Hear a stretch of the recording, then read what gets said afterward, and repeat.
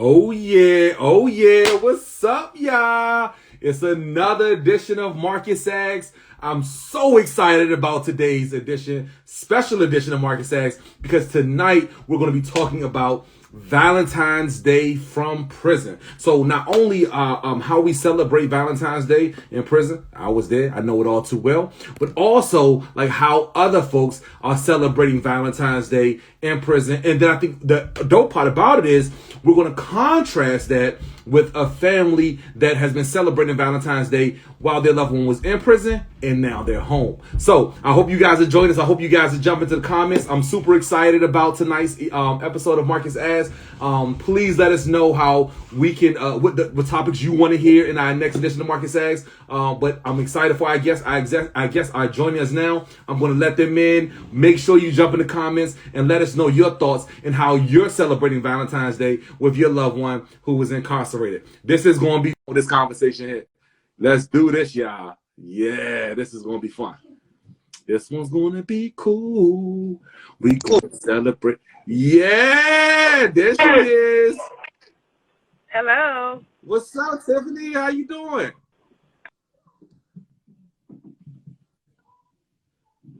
Can you hear me? Tim, can you hear me? I can hear you. Can you hear me? Okay, perfect. Yeah. I'm super excited about this one. And there's that's the rest of the squad here. Yeah, I'm excited. This is going to be so much fun. Hey, how are you? What's going on, Adam? What's up, bro? Oh my gosh.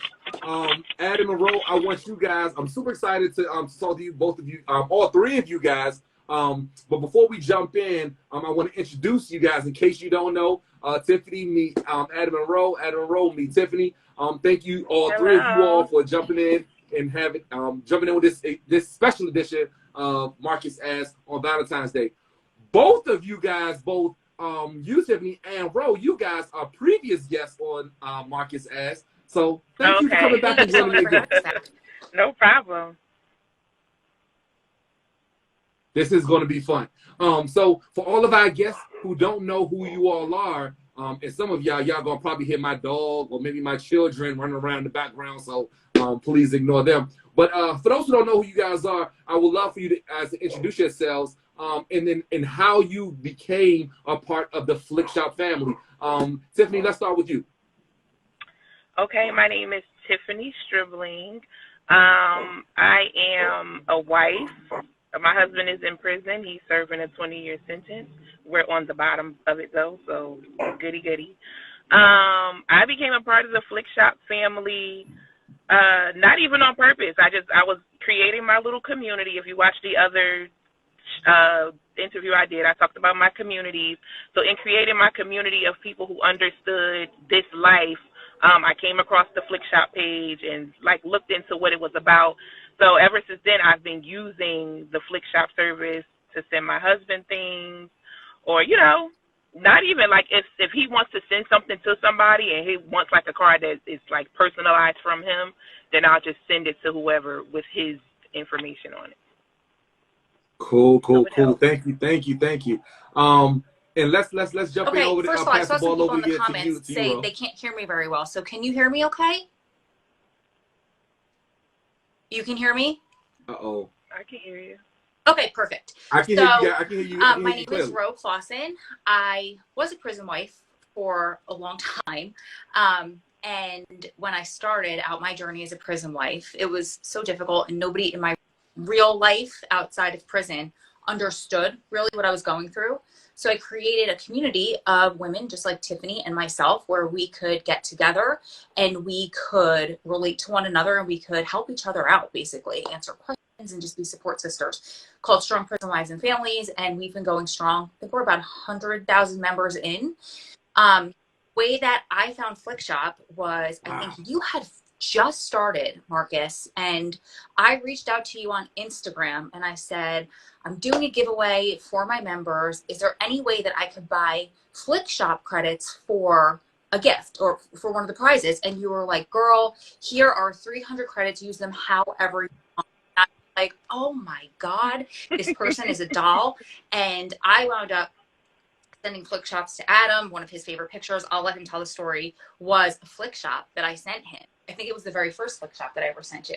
I think it was. Yeah. So in a nutshell, that's who I am, and that's my part of this story.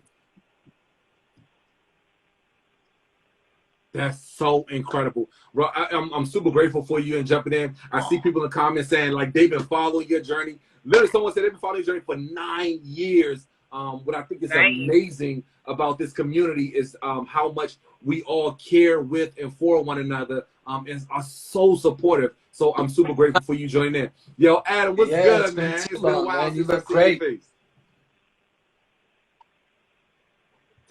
Thank you. Please, Adam, share with our community who you are and how. Talk a little bit about. I'd love to hear about that story when you got your first. I'm Adam. I'm the other half of the Ro Clausen show.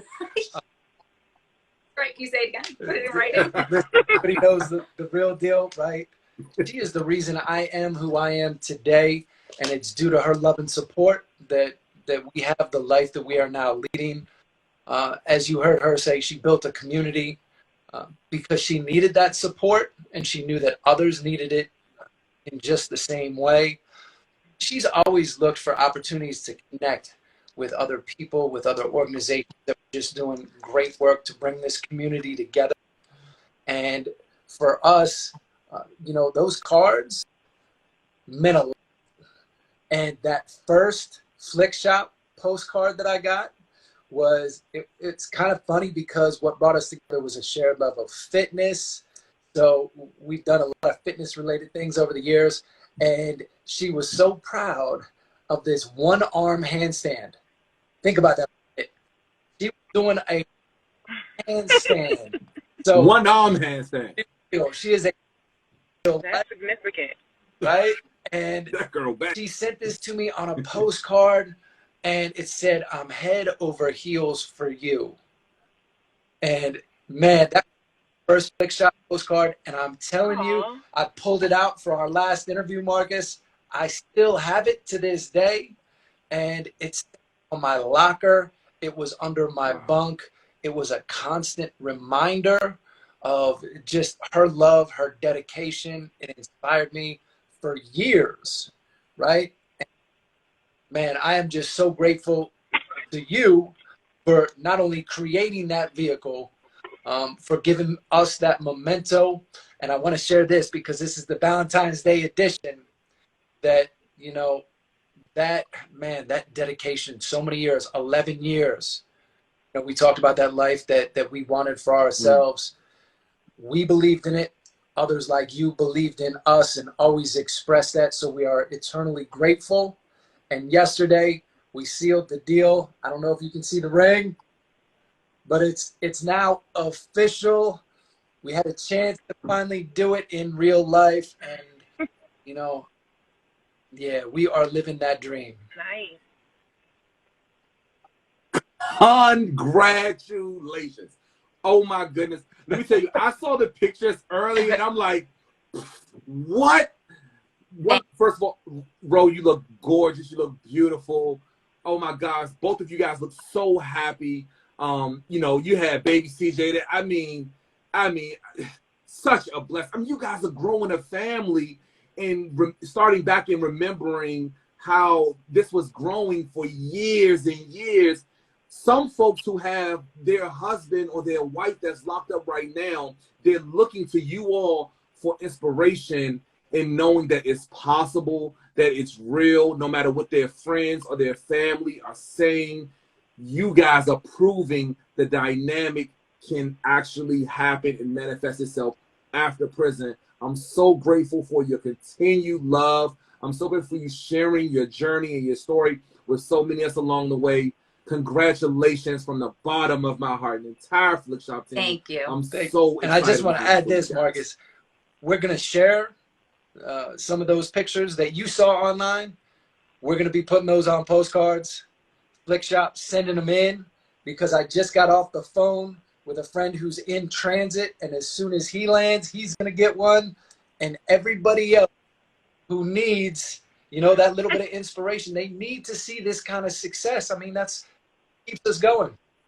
And I just want to add this. Man. I said this yesterday at our wedding, and I want to say this to all of the prison wives and family members that are watching this right now from the bottom of my heart. I'm going to try to say this out tears. Ugh. So Adam and I always called each other husband and wife because of our level of commitment and dedication to one another throughout all of those years. To us, it was a piece of paper. So I said I will never legally marry him while he was on the inside because of our very unique situation. And he had a life sentence that was very unfair. And I always knew that I would continue to fight to get him out. And having our wedding on the outside was so worth that fight to me. So either I would get him out and I'd marry him, or I'd die trying. And I say that to all of you to say, find your why. Why are you doing this? Why are you sticking with this person? Why are you by their side? And then hold on to it, white knuckle it, and just go for it. And eventually you will get there. I love that. I love that advice. That is incredible advice. Thank you so much for that. Tiffany, how does that make you feel when you see successful couples like this make it on the other side of a prison sentence? It's definitely inspiring to know, or to have a picture of, you know, a couple making it to the other side. Like, I've met a lot of women on this journey who, like, now there's no telling where they are. They're either not in their relationships, or they've gone in separate ways, or one find out that one was playing and, like, it just didn't work out. So I've definitely seen more of that than I have of the success stories. So it's definitely nice and refreshing to see somebody on the other side. Yeah, now that's awesome. That's awesome. And Tiffany, and I think I remember. How long were you? How long have you been with your husband so far? Because your husband is still incarcerated. Like the Adam and Ro are the after to your before. How long has your husband been incarcerated? Well, he has a 20-year sentence. He has to do 85%. He's been inside since 2012. So 10 years, plus he got some credit for time served. So it's been some time. Yeah. You know, it's interesting as I think about, you know, as we, you know, during this season and we celebrate love.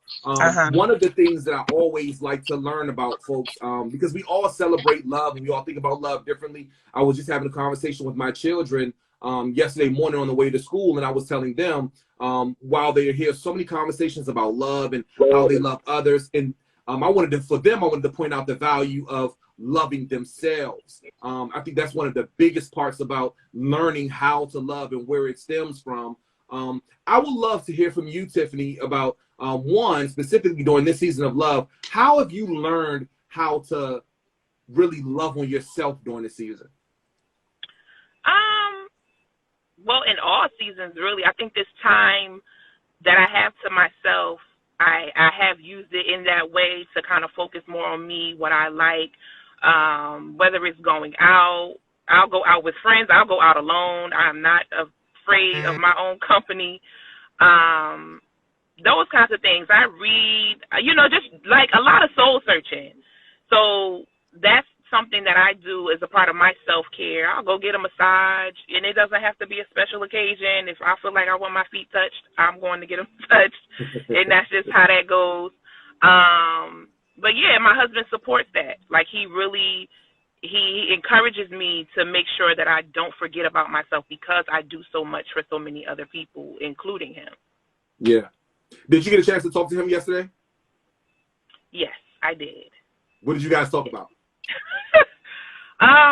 A lot of regular stuff. He asked me if I would be his Valentine. That was like 5 seconds of the conversation, and we just got into everything else. But it wasn't anything different. Like, he's always loving on me. Despite right now we can't really see each other because visits are closed down again. So we still do our best to share love and show our appreciation for each other. He'll send cards. I'll send him a flick shop. I'm pretty sure he got it late, but he'll get it. But yeah, we definitely still take time to, you know, share how we love each other and those kinds of things. Yeah. Let me ask you, while he's there now, how is his mood right now? How is he emotionally? How is he doing right now? And I want to talk a little bit about him just for quite a bit, because I think that it's important. Like I always want to bring the human element to all of my friends, all of my neighbors, all of my folks that are still in. They still people. They still have feelings. I remember when I was in, like I was writing letters like crazy around that season. How was he doing? He's doing good. I mean, he keeps himself busy. He works. He's about to start back school. He works out. So he's keeping himself busy. He had COVID at the beginning of the year, but he survived his 14 days of quarantine. But I mean, he's in good spirits. We talk every day. It's positive right now. You know, there's nothing, you know, the guards aren't being too goofy, because that's usually something that'll annoy him if, like, you know, they're doing too much. But everybody's, you know, seems to be acting right. So it's not too much fussing going on. Nah, that's what's up. That's what's up. When you talk to him, please tell him that I said it was good. Adam, do you remember those days? Do you remember like those many Valentines Valentine's days or during that season? And what you felt and how you felt, the things you looked forward to, the things you talked about with Ro, the things you talked about with the people on the unit. Do you remember those days? There are times when it's all still too fresh. I mean, I haven't yet been out 18 months, but you know, over 20 years spent on the inside, you know, it's hard to forget those days, especially on a day like this where it's about couples, right? So, you know, we got to get creative, come up with different ways to express it, to write it. But I think there's great value in that, right? Like, I credit our relationship with it being as strong as it is on this side because of how we had to learn to communicate and express ourselves to one another and make it meaningful, right? Like, it's easy out here to go pick up some flowers or something, right? But you know that when you're separated, you know, you gotta do more. You gotta figure out a way to let that person know, you know, how much you love them, how much you appreciate them. And if you're someone who does that regularly, which it sounds like you guys have one of those relationships, you're very, very fortunate. He sounds like a good man. Man, like, it's all the more difficult to do it on a day like this. Pressure, right? Yeah. Right. Yeah. Let me ask you a deeper question than that now, Adam. Here's the interesting one. Let me spit it out. What's the biggest difference you think, outside of the ability to be able to buy roses and, you know, buy cards and gifts and shower Ro? What is the biggest difference that you see from those moments and how you spent Valentine's Day then? How you thought about her? How you waited and prayed for these moments? You're excited and you're in the moment. What's the difference between now and then? I would say the biggest difference is because we've been very intentional. Like we knew the life that we wanted on this side. So every day it's about making sure that we're living into that. For me, it's really about just being grateful. Like, I don't ever forget. It's easy when you get to this side to start taking things for granted, right?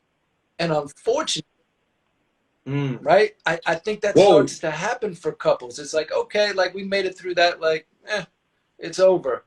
Like, every day I wake up, and I think this is a product of the amount of time that I did that gives me a greater appreciation, because over the years, my focus shifted from, oh man, this is tough on me, to my soul concern was, how is she dealing with this, you know, this holiday, this event, this experience, while I'm not there? I mean, it became solely about her. And I'm reminded of that every day. Like, hey, we're together now. I have so much to be grateful for, but I don't ever take it for granted. Yeah, that's dope. I appreciate that. Tiffany, let me ask you a question, because I'm listening to Adam and he bringing up some good points, and I'm interested to hear, especially as he signals the differences between the then and the now. what do you think is the thing that you look forward to the most, especially specifically during this season, in celebrating with your Valentine? Just being close. You know, that feeling, whether you have some kind of lavish plans or not. I think for me, I'm most looking forward to, you know, like skin to skin contact, like just being close and being able to hear his heartbeat, or, you know, those little things that you might not pay attention to on a daily basis when you have somebody next to you all the time. Those are the things that I look forward to down the line. Yeah.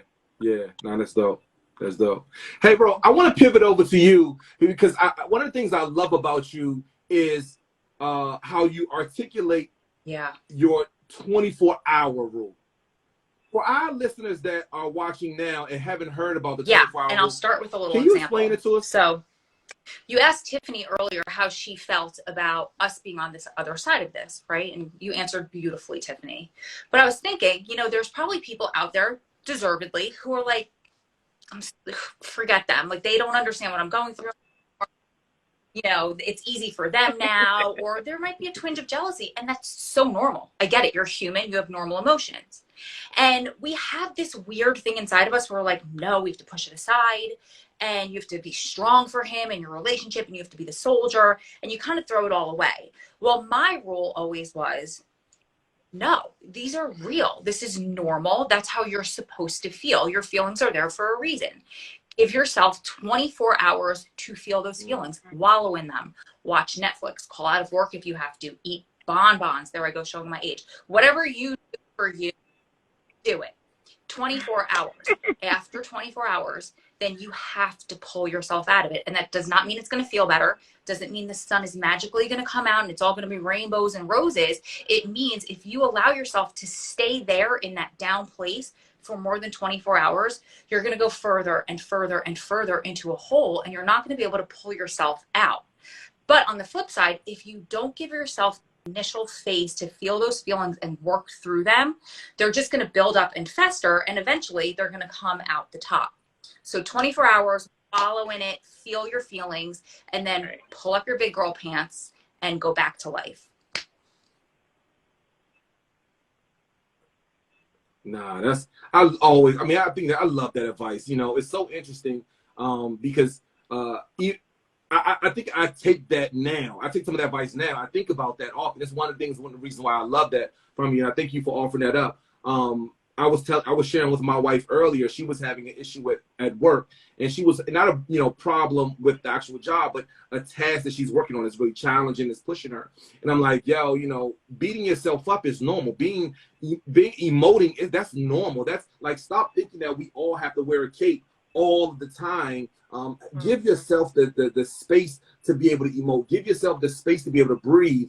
And then within 24 hours, if you're still feeling this way, then you got to figure out a way to snatch yourself out of that slump. So thank you so much for offering that up. Adam, how do you manage your now marriage, now your official marriage? How do you manage this now in your reentry? I mean, dude, you've been home for 18 months, and you the things you've accomplished are like freaking phenomenal, right? I mean, how do you manage? How do you manage question. it all? It's really about keeping first things first, right? What's our top priority, and that's family. You know, a lot of people talk about that, but it's something that you really have to assess. And we went through a transition, even within this short period, where I, you know, felt like something wasn't working at the former job that I was at, and wanted to venture out kind of on my own. And we talked about that. We decided that it was the best thing to do. And that was largely because, you know, I was pouring myself into something else that wasn't moving us towards what we envisioned for ourselves. And it was taking a toll on our relationship.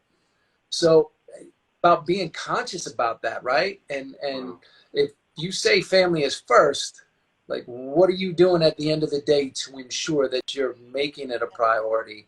And we do the same thing with our health, our well-being. You know, like if there's a day that we don't get out there and work out, it's like, oh, okay, what happened? Like, this is a priority. Like, tomorrow we refocus, we get back on track. Like, we got to keep first things first. You know, I love that, man. You know, I love your growth and the discipline that you you know, are committing to since you've been home. I think it's really dope. Do you guys set relationship goals now together? We have a list from the last time we were on the plane of the things that we wanted to accomplish, and we start putting those to a timeline. Like, we don't wait until New Year's. You know, that seems to be the time of year where everybody, you know, wants to sit down and all of a sudden, like, come up with these goals, and you know what happens, like, within a month they're out the window. So it's something that we're constantly assessing, like reevaluating, okay, where are we? And we got to recheck our course. And sometimes it's about, you know, it's about scrapping those things. Like, we might have figured that this was something that we wanted, but we changed our mind. Like, we want something different. We want something more. Yeah. And it's just about having those conversations and constantly communicating it with one another. How about you, Tiffany? Are you guys currently setting like relationship goals for your relationship, even though your husband is still incarcerated? Of course we are. And I think a part of it goes back to what Ro said about just having that belief. I don't know if it was Ro or Adam, one of them. They're one person. About believing. And I think, especially for women in this position, you have to believe in it to get through it. Like, if you have doubt, if you are unsure, if you let what everybody else has to say shakes you, it's going to make it a lot harder. So you have to believe in whatever dreams, whatever goals, whatever ambitions that you and your partner come up with. You have to believe that it's eventually going to happen in order to get through. So, yeah, we definitely talk regularly about the things we want to do, the things that I'm doing right now, you know, his plans for when he comes home. Yeah, we have that conversation often. Do you guys ever have any disagreements? Of course. My husband's a Taurus. He's yes, we have disagreements. I mean, let's help somebody out this afternoon. Tell me what is something that you don't mind sharing? Something that you guys had a disagreement about, but then were able to figure out how to overcome and get back on the same page. Do you have an example? Not anything in particular, but I can say that we've definitely learned to be quiet and listen to the other person when we're having a disagreement. Sometimes we've been going back and we'll go back and forth about something, but then once we actually kind of cool down a little bit, we've realized that we were both saying the same thing but in different ways. So it's like, oh, so you feel like that? And it's like, what was we arguing about? Or what was we even going back and forth about? So it's just learning to, I think it's working harder to understand the other person as opposed to trying to be understood, if that makes sense. Yeah. That's something that we've really grown in over the past 5 years of being married, or almost 5 years. Yeah. Nah, thank you for sharing that. Bro, I want to pivot back to you. One of the things I had a question about, like around that disagreement thing, you know, while you and Adam were actually going through it, when you were in your Tiffany shoes, and I know we had the 24-hour rule, but in the darkest moments, were there moments where you and Adam kind of sort of just didn't see eye to eye? Oh, yeah. Really? I mean, you guys look like the picture perfect couple. I mean, look at y'all now. Y'all look like, old school Older Mills picture right now. You guys look so picture perfect. You guys had beef. We never really fought, but there were times where we didn't agree on something, and we really had to work through talking through it and communicating thoroughly and getting to, it's not, I don't like broccoli, whatever it is. It's what's really, really, really underneath there. What's the real true feeling that's coming out? Is it insecurity? Is it fear? Is it sadness? Is it whatever? Because anger is usually a final emotion and it's hiding something underneath here. So we learned how to really communicate. And like Tiffany said, really listening to one another and working through it in a neutral tone versus picking at each other, calling names, arguing. We'd never yell at each other, anything like that. It's mostly talking through until you get to your point. Yeah. I love this. This was an interesting question that came up in the comments. So I'm going to pose this one to you, Tiffany. Someone asked, aside for the obvious of not being physically together, what is one of the biggest challenges that you're facing right now in your marriage while your loved one is still inside? I would say like wanting to do things. Like I don't really want to be in this state anymore, but I'm here because I'm waiting for him to come on home. That's the biggest thing. Like wanting to do things, or like I said before, laundry day, carrying groceries in the house. I hate it. Those are the challenges for me. But more so as a couple, it's just wanting to do things, wanting to have those little moments, cooking dinner, or you know that when you come home from work and have that kind of debriefing where you're talking about your day, like, you know, automatically, as opposed to I got to wait until I get a phone call and then do that. But then even with that, the time is limited. So it's just those little things like that are kind of challenging sometimes. Yeah, yeah. Do you remember do you remember those days, Ro, and like the challenge that you personally were facing that was one of the big, massive ones? I'll think of one. Come back to me. Okay. All right. Cool. I know I'm getting ready to let you guys go. I know we're up on time here, but this is one for the folks who are getting ready to have their loved one, you know, come back to the community on the other side of it. Ro and Adam, how do you guys? What would you recommend? What advice would you give to help someone prepare for their return back to the community? Yeah. Jump into Adam. Be very, very. That's a good question. Have the conversations. Everything comes back to communication, right? But admit, you know, I'm sure each person has their own vision of what that day looks like, of of release, what the next day, you know, potentially days into the future. And I would say get very clear with each other on what that looks like, what your individual vision is. Share that with one another, talk it through, because there's going to be expectations within that you might not even be aware of, that the other person, you know, might not be entirely comfortable with, or if you're not sharing those, maybe feel caught off guard. I think because of some of the setbacks we had, like we shared the plan, the vision that we had repeatedly with one another. And over the years, like it really changed.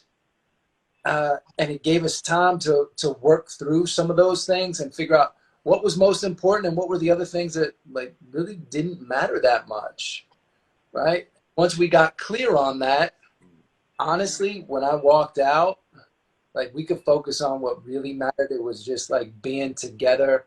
None of the other stuff, like we'd already worked through it, right? We were clear. We were on the same page, and that's why it went so smoothly. I think a lot of couples never really have those candid conversations and share, you know, that vision with one another. Yeah. What was the biggest surprise for you, Adam? Biggest once you came home? surprise? Yeah, what's the thing that you thought that you knew, like, I know this is going to happen. I know I'm going to do this. I know we're going to feel this way. I know we're going to go to this place. We're going to do these things. But then. Go ahead. No, yes. She knows. She knows. Go ahead. Answer the question. So, Adam would always tell me throughout the years, just do that. You have Google in your pocket. You could just do this. And I felt like so many times I'd be like, I can't do this. And I felt like he thought I was being lazy or lying or whatnot. But I'm like, it's not humanly possible. And he's like, oh, come on. You guys can talk to your phones. What do you mean you can't do that? Right? So he comes home and he would get so frustrated because he thought things just linked and synced and it was the easiest thing in the whole entire world. And I can't tell you, this is so mean, but I was so vindicated every time he got frustrated. I'm like, oh, that doesn't work, huh? You have Google in your pocket. I thought it worked beautifully. They think we're flying cars out here. That's too funny. I love it. I love it. I love it. Hey guys, I'm so grateful for you guys. Thank you guys so much for always showing up, being so transparent, offering so much to our Flick Shop family, each one of you guys' families. I'm always pumped to be able to see you guys. You guys, you know, I pray for you and your marriage and success of it, Adam and Ro and Tiffany. I cannot wait to meet your husband. I'm super excited to be able to see how he has a Taurus, how he deals with you when you come home and all your craziness. But you guys are amazingly awesome. Congratulations again to you guys. Yes, congrats. I mean, I'm so happy for you guys. Grandma. We can go where's the baby? Where's real quick? I do want to see him real quick. We got to show him to the community. We got to show him what's good. Hey, Tiffany, we're getting ready to bounce real quick. While Ro's gonna go get the baby, because we got to go say what's up to him. Before I let you bounce, let me ask you a question. How important is it, especially during these seasons of love like this, is it for you to stay connected and in contact with your loved one? It's very important, and I wouldn't even say in seasons of love, like in seasons of course, but it's important just overall because, like Adam said, communication is like the biggest thing that we have, especially with COVID. You can't have visits. Even when you do have visits, you're still 6 feet apart. You can't touch. You can't kiss. I haven't hugged my husband since 2020. So we communication is our biggest thing. So that's very important to at least have that. If I can hear his voice, my day is fine. And I think it's the same for him. Like, even if he can call me for just like a quick second before he goes to work, oh, I just wanted to hear your voice. And we going on about our day until we speak later on that night. So that's definitely a big part of what's keeping us sane. Yeah, that's so dope. Thank you so much for your commitment. Thank you for having me. Oh my gosh, you guys are great. Oh, as I say goodbye, everyone say hey to CJ. Send CJ some love. Say hi. Hi. He said I'm famous. That's right. CJ, is this your first IG live, CJ? Hey, we taking over. That's what's happening. Thank you guys. You guys are incredible. Thank you again for being such an inspiration and being so honest and transparent and giving to our families. I'm so grateful for each one of you guys. I'll see all of you guys on the next edition of MarcusAsks. All of you lovers out there, stay in love. But to remember, please, it's so important. Remember to love yourself. This is Marcus signing off. Thank you again, Tiffany. Thank you, Ro. Thank you, Adam. Thank you, CJ, for joining us. You're amazing and beautiful. Bye. Thank you. You too. See you guys soon. See you guys on the next one. Have a great evening, guys. All right. Bye-bye. All right, bye. Bye-bye.